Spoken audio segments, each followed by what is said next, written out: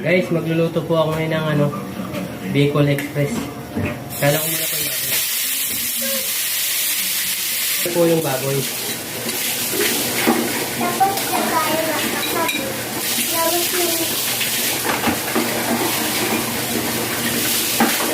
Guys, kikisa ko na po yung sibuyas. Bawang. Guys, lagay ko na po yung baboy.